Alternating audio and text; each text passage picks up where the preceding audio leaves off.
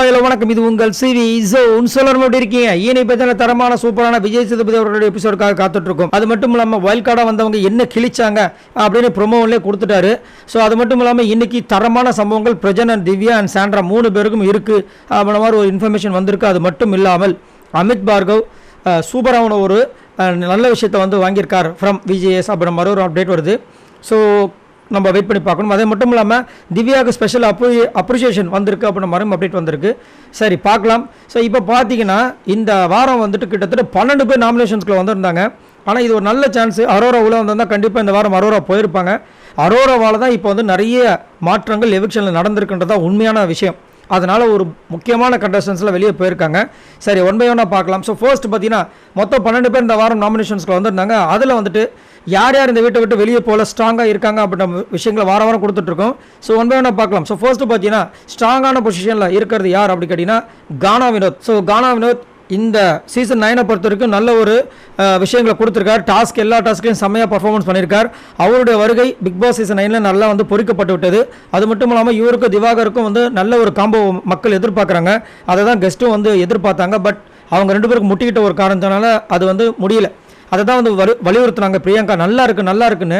But இவர் வந்துட்டு ரொம்ப ஓவராக வந்து வச்சு செஞ்ச காரணத்தினால திவாகருக்கு அது பிடிக்காம போயிடுச்சு. எதையுமே ஒரு லிமிட்டில் வச்சிருக்கலாம். ஸோ அதை கொஞ்சம் பார்த்துக்கணும். அது மட்டும் இல்லாமல் அப்பப்போ வந்துட்டு ரம்யா ஜோ கூட இவர் வந்து கிசுகிசில் மாட்டுறாரு. அதை கொஞ்சம் குறைச்சிக்கிட்டா இவருக்கு நல்லது. ஸோ இப்போதைக்கு அவர் வந்து போகிறதுக்கு வாய்ப்பே கிடையாது. ஸ்ட்ராங்கான பொசிஷனில் இருக்காரு. அதுவும் ஓட்டு பார்த்தீங்கன்னா தெரிச்சுக்கிட்டு போகுது. இது உண்மையான ஓட்டா அப்படின்ற அளவுக்கு போகுது. ரெண்டாவது பிரச்சனையே இல்லாத நபர் பார்த்தீங்கன்னா நம்மளுடைய கமருதீன் பார்த்தீங்கன்னா வேற மாதிரி வெறுத்தனமான சம்பவத்தை இந்த வாரம் கொடுத்துருக்காரு. உண்மையிலேயே செம்ம ஸ்மார்ட்டாக விளாடுறாரு. ஏன்னா இது அந்த கமருதீன் தானா நம்மளுக்கே டவுட்டாக இருக்கு. இது நான் நிஜம்தானான்னு சொல்லிட்டு நிறைய பேர் அவங்க கையவே கிள்ளி பார்த்துக்கிறாங்க. ஆமாம் இது உண்மை அப்படின்ற மாதிரி வந்துட்டு போயிட்டு இருக்கு. ஸோ கமருதீன் வந்துட்டு சண்டை போகிறதையும் வந்து சாஃப்டாக சண்டை போடுறாரு. இப்படிலாம் பண்ணக்கூடாது அது தப்பு அப்படின்றாரு. அவரை வந்துட்டு திவ்யா வந்து அன்னைக்கு பைத்தியக்காரன் சொல்கிறாங்க. அப்பயும் வந்துட்டு என்னங்க பவித்துக்காரன் சொல்கிறீங்க அப்படின்ட்டு போகிறாரு. என்னையாது இது பழைய கமருதான் தான். உங்களுக்கு என்ன தைரியம்? முதல்ல நீ யார் அப்படின்னு தான் கேட்பாரு. அப்படி சொடக்கு போட்டு நீ யார் முதல்ல நீ எப்படி நான் சொல்லலாம் அப்படின்னு கேட்பாரு. இப்போ இவரே யார் அப்படின்னு கேட்குற அளவுக்கு கேட்காரு. ஸோ இந்த மாதிரி இருந்தால் கண்டிப்பாக இவரெல்லாம் வெளியே போகிறதுக்கு வாய்ப்பே கிடையாது. அடுத்தது பிரச்சனை இல்லாத நபரில் பற்றி நம்மளுடைய வியானா இருக்காங்க. வியானா ஸ்மார்ட், செம்ம ஸ்மார்ட். எங்கெங்கே எதாவது பேசணும்னு நறுக்குன்னு பண்ணுறாங்க. அதேமாதிரி நேற்று வந்து ஒஸ்ட் பர்ஃபார்மன்ஸில் நறுக்குன்னு பதில் சொன்ன ஒரு 2 பேர் சொல்லலாம் கண்டிப்பாக. ஃபஸ்ட்டு பார்த்தீங்கன்னா வியானா, 2வது எஃப்ஜே. சரிங்களா? எஃப்ஜே எனக்கு பிடிக்காது. பட் சொன்ன விஷயங்கள் கரெக்டாக இருந்துச்சு. வியானா நறுக்குன்னு திவ்யாவை கேட்ட கேள்வியில் திவ்யா வந்துட்டு அப்படியே முடியல அவங்களுக்கு. நான் என்ன செய்வேன் அப்படின்ற மாதிரி வந்துட்டு அப்படியே கையை கட்டி போட்டு உட்காந்த மாதிரி இருந்தது. நல்லா கேட்டாங்க, சாஃப்டாக கேட்டாங்க. ஆனால் அவங்கள வந்து வச்சு செஞ்சாங்க ஒரு சில பேர். அதே மாதிரி நைட்டு பார்த்தீங்கன்னா திடீர்னு பார்த்தா கேமரா முன்னாடி அழுகுறாங்க. ஏமாண்ணா என்னால் இருக்க முடியல. அப்புறமா தான் யோசிச்சு பார்த்தா ஆஹா கொஞ்ச நேரத்துக்கு முன்னாடி ஸ்டோர் ரூம்லேருந்து ஒரு லெட்டர் வந்துச்சு. நாளைக்கு வந்துட்டு இந்த சனிக்கிழமை ஷூட்டிங் வந்து ஸ்டார்ட் பண்ண போகிறாங்கன்னு. ஒருவேளை அதுக்கு இதுவோ அப்படின்ற மாதிரி இருக்குது. ஸோ எந்த இடத்துல என்ன பண்ணால் மக்கள்கிட்ட நம்ம செல்வாக்கு வாங்க முடியும் அப்படின்றத தெரிஞ்சு பண்ணியிருக்காங்க. ஸ்மார்ட் பிளேயராக இருக்காங்க. ஸோ இப்போதைக்கு அவங்க வெளியே போகிறதுக்கு வாய்ப்பே கிடையாது. அடுத்தது வாய்ப்பே இல்லாத நபர் பார்த்தீங்கன்னா நம்மளுடைய விஜய் பார்வதி பாம் பக்ரி பார்த்தீங்கன்னா 1 மாதம் வந்து தனியாக சோலோவாக வந்துட்டு நெகட்டிவ் வேலை தான் கொண்டு போனாங்க. திடீர்னு பார்த்தா இந்த பூனையை பால் குடிக்குமான்ற ரேஞ்சில் வந்துட்டு அப்படியே மாறிட்டாங்க. இதில் இன்னொரு விஷயம் இருக்குது. பார்வதி அப்படியே தான் இருக்காங்க. கொஞ்சம் லைட்டாக வந்து கமுக்கமாக வாசிக்கிறாங்க. என்னென்னா இது எனக்கு என்ன தோணுச்சுன்னா இவங்க வந்து ஒரு கோடு பயங்கரமாக வந்துட்டு போயிட்டு இருக்கு வச்சுங்களேன். அந்த கோடை நம்ம திட்டிகிட்டு இருக்கும்போது திடீர்னு பெரிய கோடை வந்தோடனே இந்த கோடு சின்ன கோடை தெரிஞ்சிருச்சு. என்னடா திவ்யா அதை விட மோசமாக இருக்காங்க.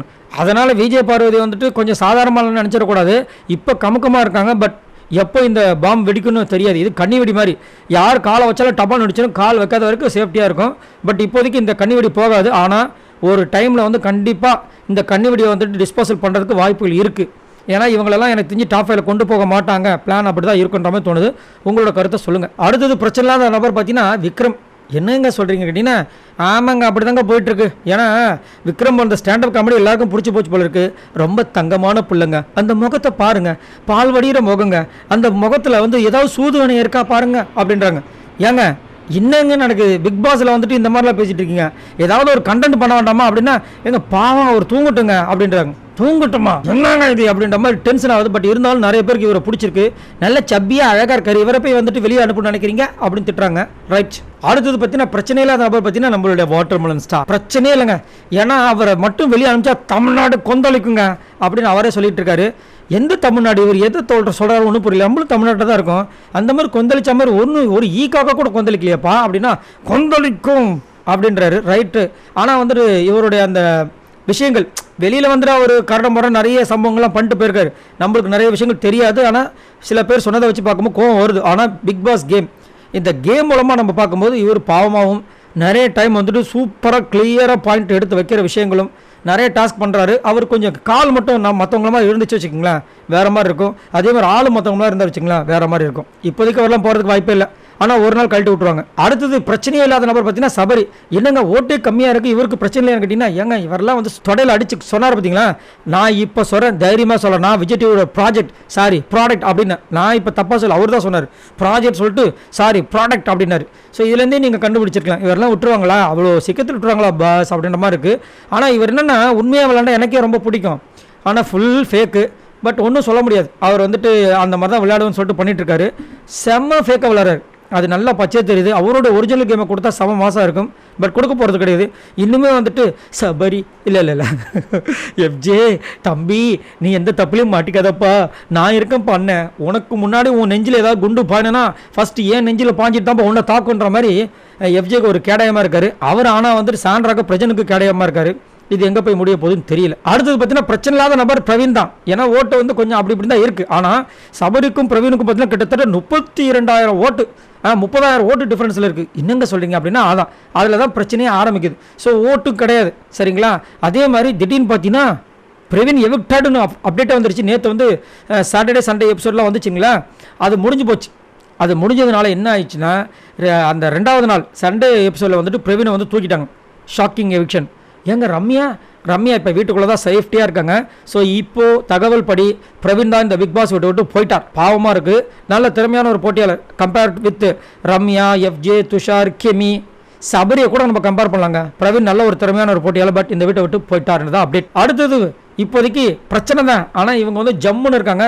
ரம்யாவெல்லாம் உள்ளே வச்சு என்னங்க பண்ண போகிறீங்கன்னு கேட்டால் அவங்க வந்து திடீர்னு சண்டை போடுறாங்க. அந்த சண்டை ஒரு கண்டென்ட்டாக வரல, ஏன்னா கண்டென்ட் கொடுக்கறதுக்கு ஆள் இல்லைன்றாங்க. என்னையா நடக்குது அப்படின்ற மாதிரி இருந்துச்சு. ஆனால் வாயிலேருந்து வர்றதெல்லாம் கலீஜ் வாய்ஸ், கலீஜ் பேச்சு.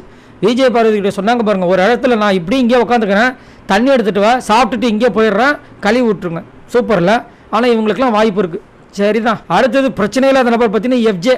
எப்படி பார்த்தீங்களா, நான் ரவுடித்தனம் தான் பண்ணுவேன், நான் திமுறை தான் பண்ணுவேன், எனக்கு பிரச்சனை வந்தாலும் பரவாயில்ல, நான் ஆம்பளை, இவ்வளோ விஷயங்கள் சொல்லியும் அசிங்கமாக பேசியும் வெட்டிடுவேன்னு சொல்லியும் அதுக்கப்புறம் வந்து அவரை பிடிச்சி தள்ளி ஃபிசிக்கல் வயலன்ஸில் ஈடுபட்டும் இதே தான் வந்துட்டு மமதா அவர் பண்ணியிருப்பார்.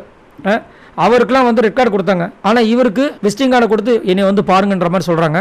ஆனாலும் இவர் பிரச்சனை இல்லாமல் ஜெயிலில் இருந்தாலும் சொகுசாக வாழ்கிறாப்புல. ஜெயிலுக்கு போகும்போது மேக்கப்லாம் போட்டு லேடிஸை பார்த்துட்டு போய் ஜென்ஸை பார்த்தீங்களா, அதுவும் மூக்குத்திலாம் குத்திட்டு நம்பால் போயிருக்காப்புல. அதுக்கப்புறம் வந்துட்டார்.